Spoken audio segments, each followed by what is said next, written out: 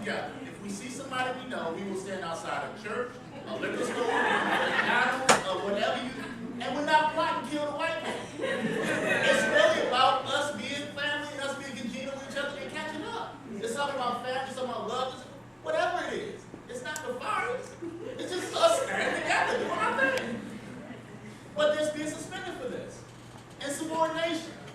How many of y'all got teenagers? Or have raised teenagers or taught teenagers? Okay, let me ask y'all a question. It is something in their genetic makeup that causes them to suck their teeth and sigh no matter what you do. Mine is back there. They're going to give you $50. I'm taking that business. That's what they do. But the problem is, when we start looking at disrespect and insubordination, they're being sanctioned for this.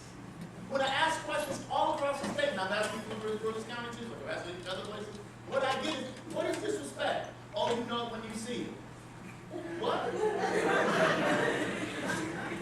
Help me understand.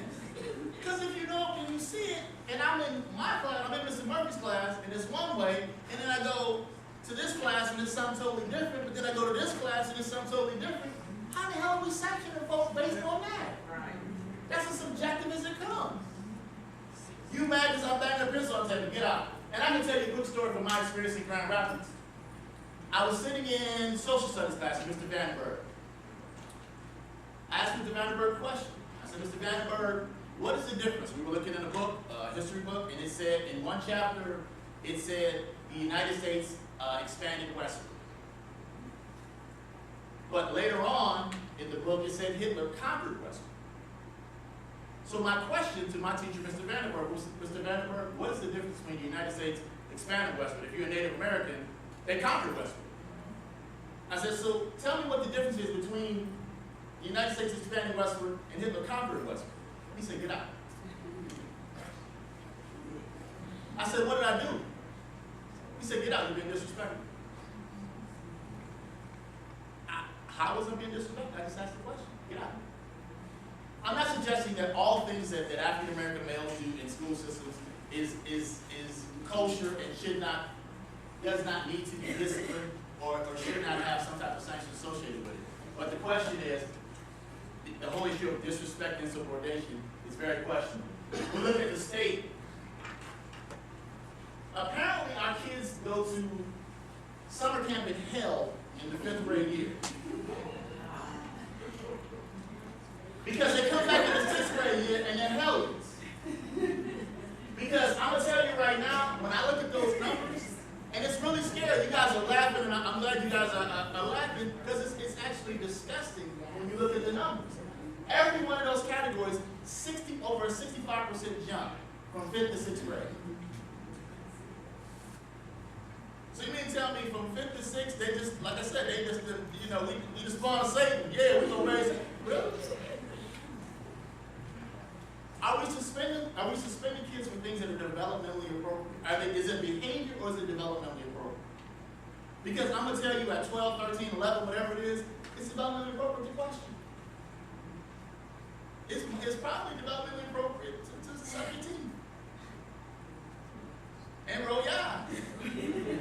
We did this presentation somewhere and I rolled my eyes and the girl said, yeah, I kicked you out of class. Really? Roll my eyes? Wow. Next slide, please. So when we talk about suspension, we're talking about there's 3 stages. Isolation, characterization, alienation. Isolation, you're isolated from your peers. You're isolated from your teachers.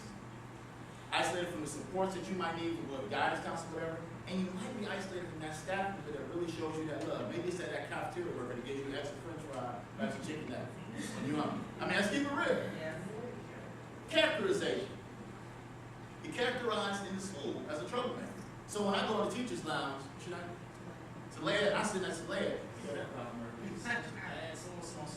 So now Talea, when she receives Robert next year or receives him the next period, keep my eyes on that dang Robert. I heard he's trouble. And the problem with that also is that we've taken a kid, we've made him a victim, but later on he becomes indoctrinated into the experience. So now, y'all say I'm bad, so let me be bad. Let me show you. And then alienation lasts, and let me also add too, when we suspend, we're opening them up too. We're opening them up to the others who say, y'all come on with us. We got love for you. Why are gangs successful? Gangs are successful because they offer family, they offer love, they offer support. Now there's some consequences to that love. But ultimately, they offer the things that families offer to kids. That's why they're successful. Next slide. Interesting slide. This is a scan of the brain. Slide B shows if someone is connected, what it makes their brain feel like. The brain produces endorphins, it gets happy, it feels warm and fuzzy because you're connected. Slide A is when the brain feels disconnection or feels rejection. The brain interprets rejection as pain. So I want y'all ladies, when these young guys try to talk to you, I need y'all to be a little nice to them too. But think about that. Think about that. Think about young men you have in your building who do not feel connected to anything or anyone.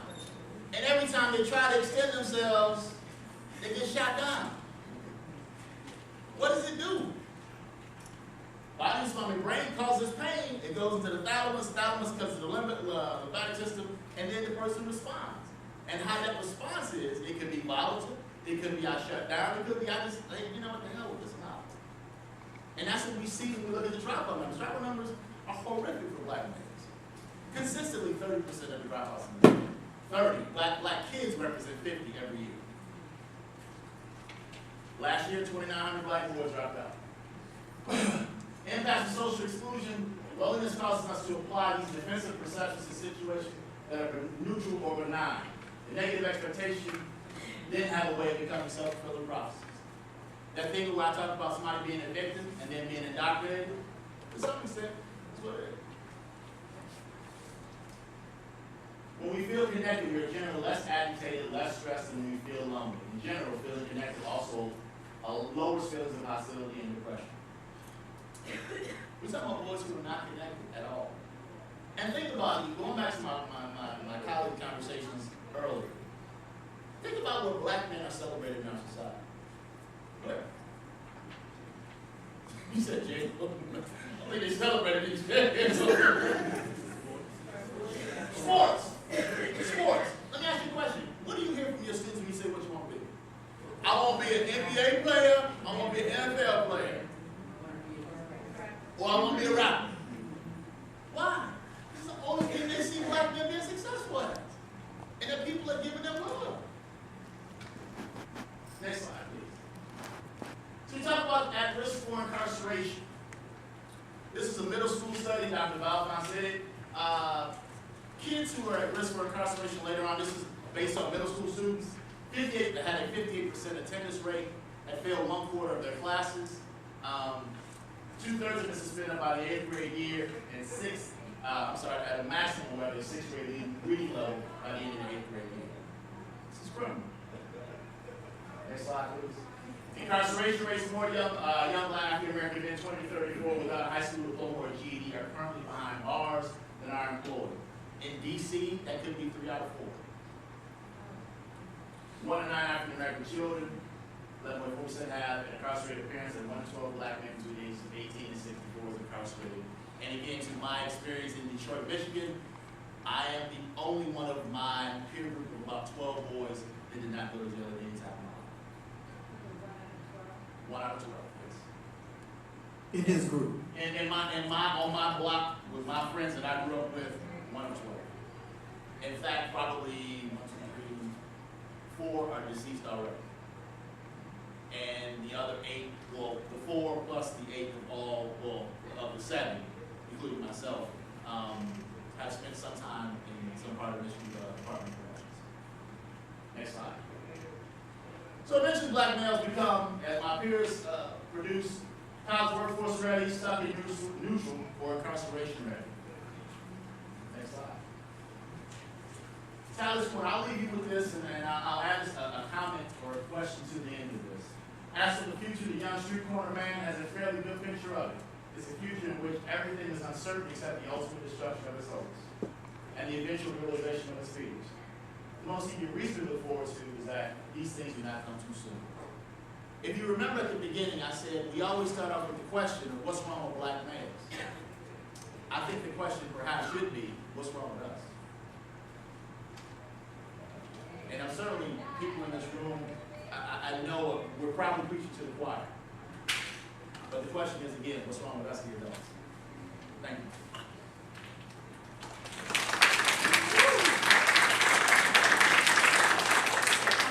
So we have talked about a lot, and we'd like to now bring the presentation to a close by first asking, are there any thoughts or ideas that you guys want to share based on all of the information that we've provided? Yes, sir.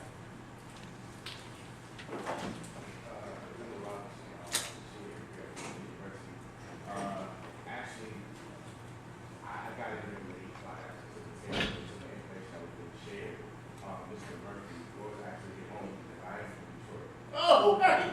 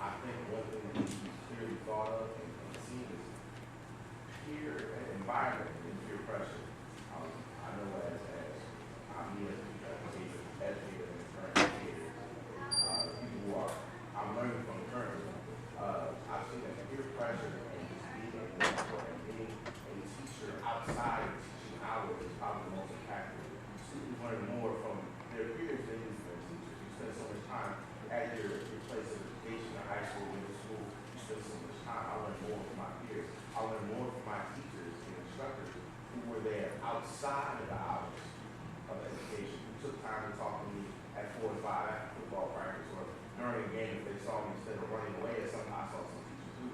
They took the time and they showed into me. That is the difference to me from when I saw it in my perspective. And that's why when I heard the story, it was everybody in the row pretty much knows me. So it was really like, oh, yeah. So thank you. Thank you for sharing. And yes, Kind of a question, not really a comment. I actually what you definitely said that as teachers, educators, we should know what we need to be doing. And I speak quite frankly, I don't know what I should be doing.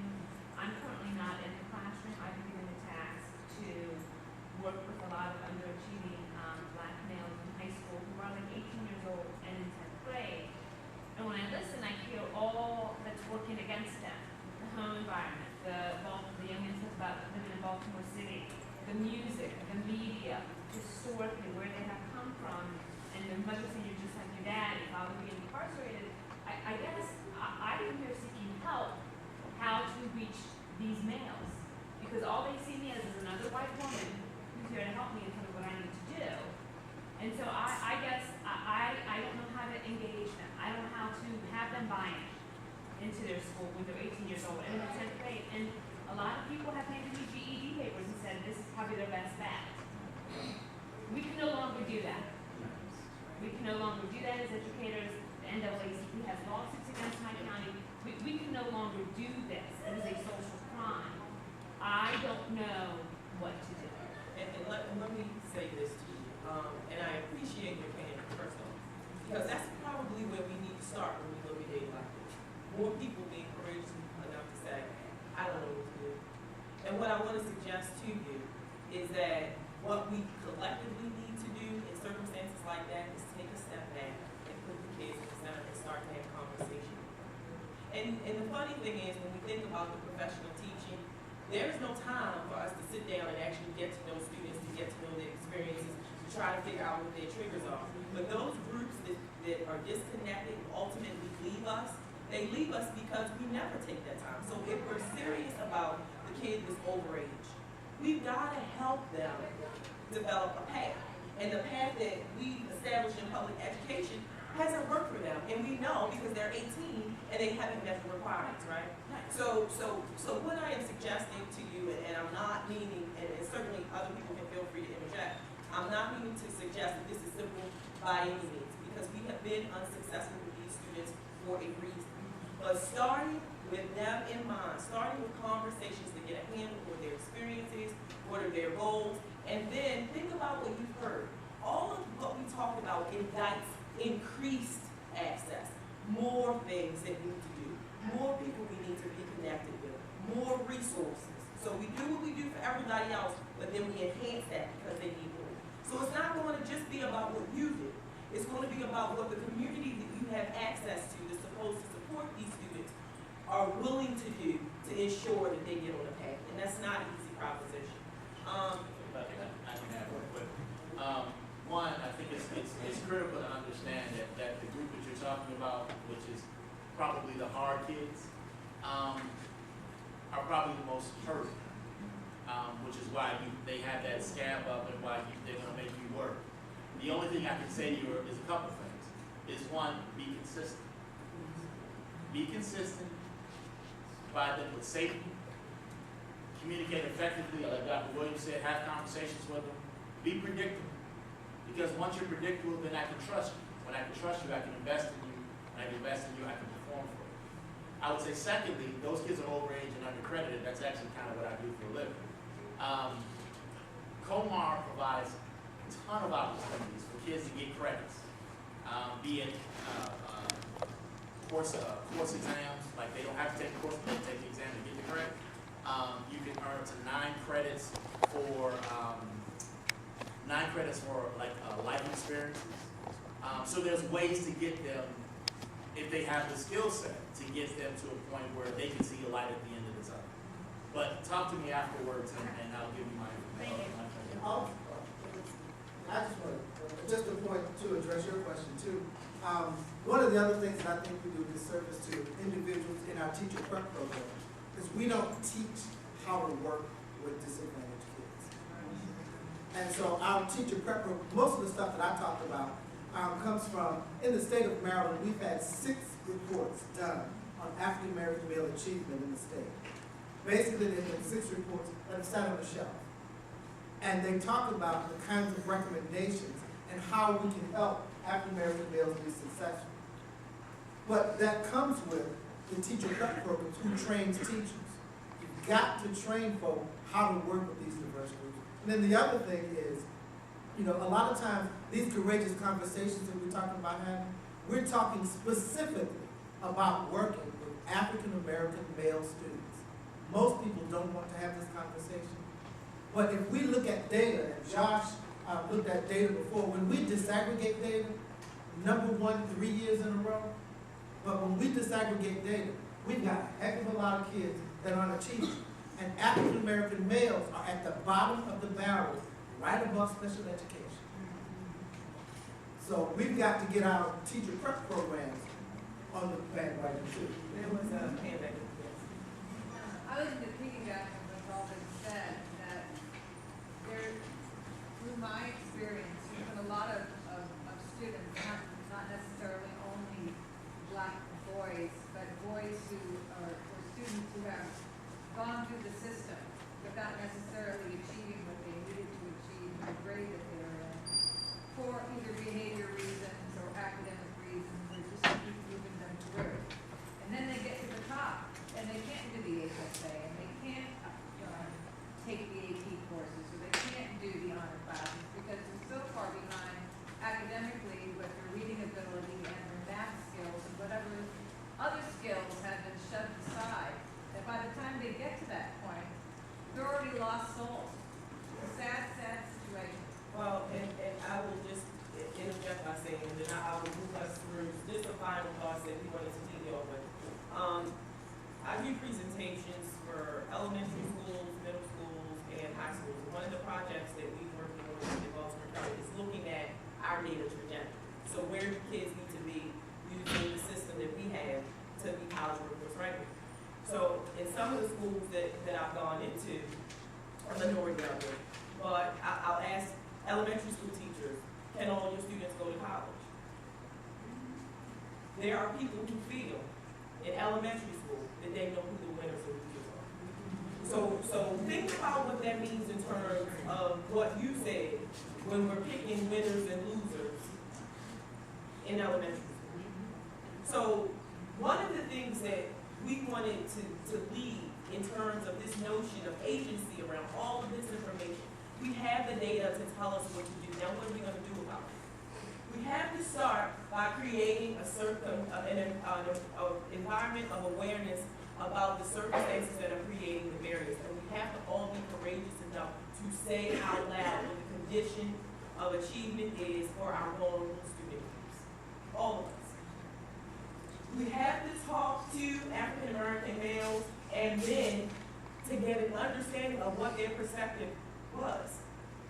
I mean, as you guys sit here and you listen to the men share tonight, I'm sure some of you ladies, we heard things that might not have occurred to us. Who thinks about being shot at on the way to school? And I grew up in Baltimore City, and that was not a part of my experience.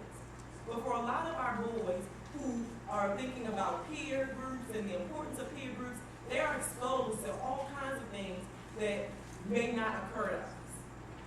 We need to use the data, but not just the numbers. The qualitative data, what is happening in teaching and learning? Are people considering who the students are? Are people asking the question of students, what do you think the purpose of this experience is going to be for you? So you're 18 years old. Okay, you've been here for I don't know how many years. Let's talk about this differently. We need to be strategic at this point. You are an adult. Let adults do things that are purpose. Are we willing and courageous enough to have that conversation? And then the last piece, which should be the first piece, which is commit to the courageous conversation.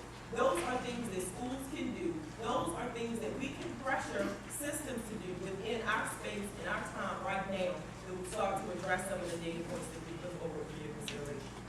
In terms of parents, we shared a lot of information today in terms of rigor and the role that the rigorous experience provides our students. We need to help our boys be more courageous about getting out there and taking the same kinds of risks that they would on the field in the classroom. They have to start to see themselves as viable academicians.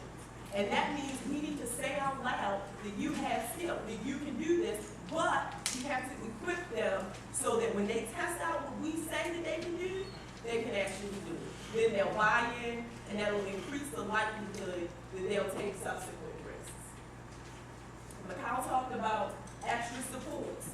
When we put our kids out here and we say, okay, now we want you to take AP courses, are we going to put those supports in place so that we can make sure that they're successful? And that's oftentimes what we don't do, and then we go back to that default of blaming it on the children. Well, we tried you in this program and see it didn't work, but we didn't really support your success.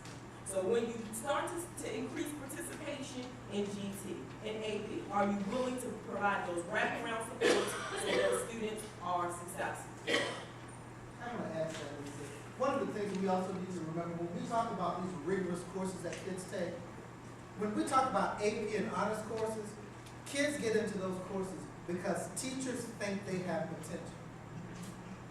These are subjective kinds of things along with grades and other kinds of things, but the teachers recommend. So we've got to make sure that folk are recommending our kids, but we're also providing them with academic support to help them be successful in those courses.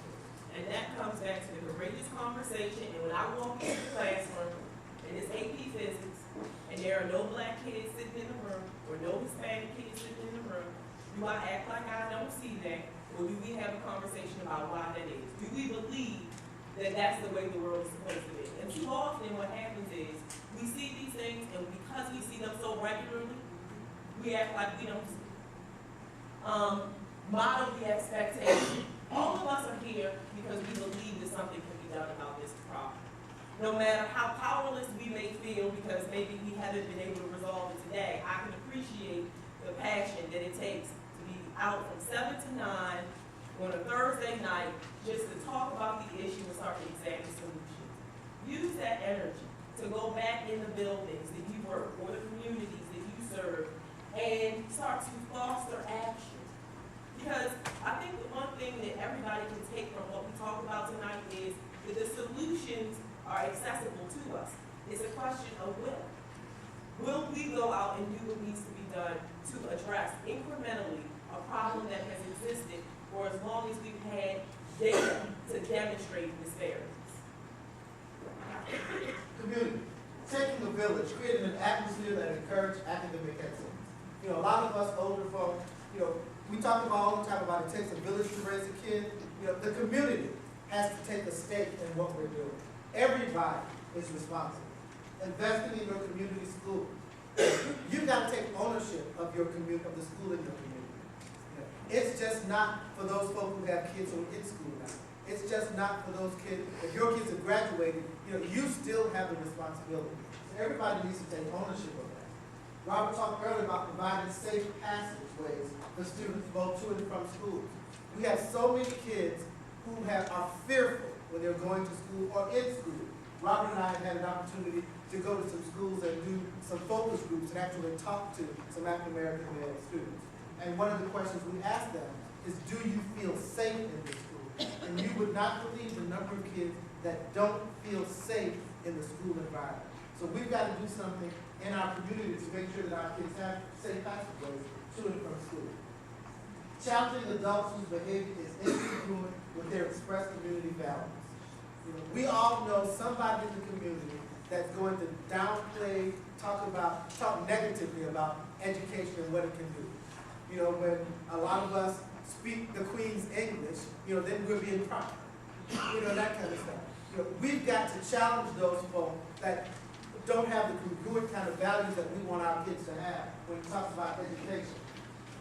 What school boards and legislators can do, we've got to examine how successful policies are in fostering the goal of all students achieving at high levels. And I've got to tell the story. I know we're trying to get out of here. I worked during January through April. I'm in Annapolis doing the legislative service session during governmental relations for the Maryland State Department of Education. Last year, there was a legislator from Prince George's County who introduced a bill such that there would be the same level of education for all students participating in athletics. He wanted it to be a 2.0. Believe it or not, some of you may not. For kids to participate in athletics, it's not the same for all students in the 24 jurisdictions.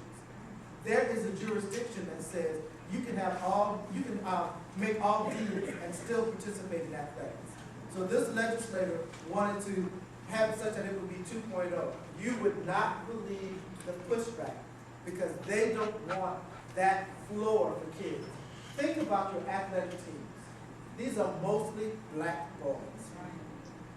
So one of the things that we want to advocate is you've really got to pay attention to what's happening politically, because politics governs what happens in our school system.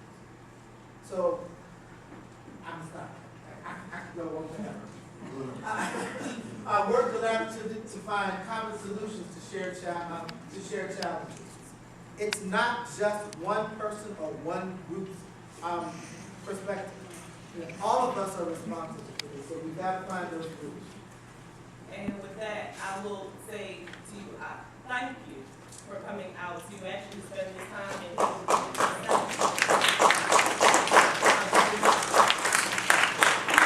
continue this work.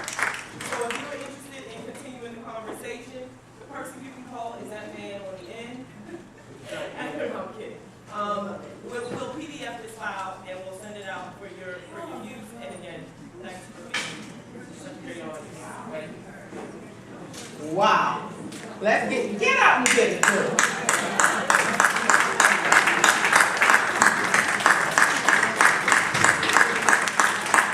I'd like to invite you to think twice about what you heard tonight and what you saw tonight.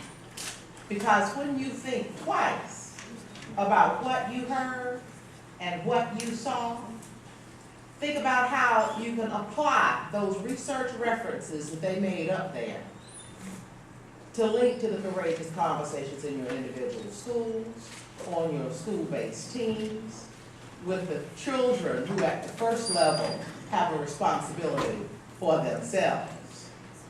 And starting at that level with the jewels that you have to work with,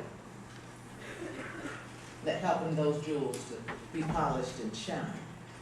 Because even a diamond started out in the midst of charcoal. They gave you a little granola to start out with, and they framed the issue. They ground up the granola and came up with some grits and gave you a little breakfast. And they gave you some facts and talked about using the data to make a difference. And then they rubbed up that grits and turned it into a little bit of lunch. And they pulled in the community and identified some of what is working, what could be done. Then they served up dinner and told you about how it all rolls in together. But it all starts with us as individuals deciding that we can make a difference. It's like the starfish story. The little man's walking on the beach and he just picking up starfish, throwing them in the water. The man asked him, well, what are you doing? Oh, I'm sustaining the starfish lives and throwing them back into the water. But there are thousands of starfish on the beach. How you gonna make? Well, I made a difference for that one. You made a difference for that one. The courageous conversation of challenging the incongruity of what we say we stand for and what we exhibit and how we act and turn that around. That's the first courageous conversation that you have in the mirror, folks. Because I stood up here when I started and I said, I work with the Maryland State Education Association and I work for myself so that there's not an incongruence in what I stand for and what other folks expect. When we put forth this particular series, we called it an equity series with an expectation that not everybody's going to be able to come to this area. We've been to Chesapeake College and Y Mills. We've been to Charles County. We've been to Frostburg for the very first one. And we will be coming back on December 2nd with session number 5. I invite you to send your emails to us. We asked you when you signed in to give us your email addresses. Because some people asked if they could have the PowerPoints or key points. You will be getting some key points because the PowerPoint's copyrighted. Because these folks are excellence personified. I told you they're stars. Did I not? Now, did I lie? Did I lie? No, I didn't. Well, I want you to know that each of my stars got a book. Hold it up so everybody can see. We gave them this little book just to say thank you. Just to say thank you. It's called Let's Get Real, and it's by a gentleman by the name of Lee Mun-Hwa. And I told them it's one of those books that when I picked it up, I could not put it down because the relevant truths that it told about courageous conversations were so valuable. I get to sign off on class sheets for those students that are in Ms. Rita Robinson's class. So I'm going to ask you all to stick around for a minute. Our panelists, though they got to be at work right early in the morning, in far parts of the county, 25 miles away from here, they said they'd stick around for a few minutes if you had some questions or want to do some quick consultations or asking for some guidance.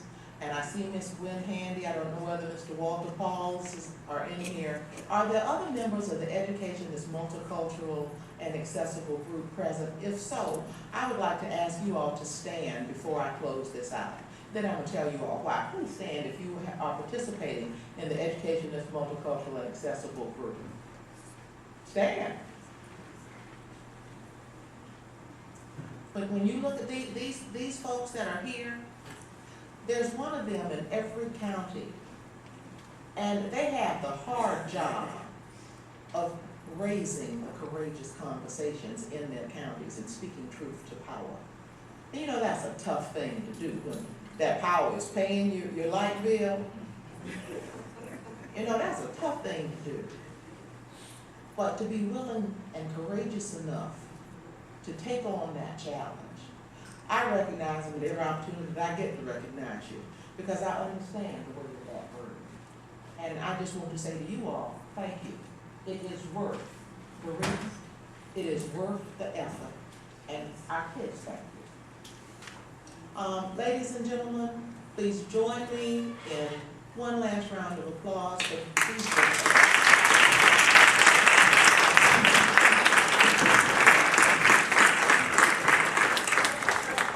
Thank you for your.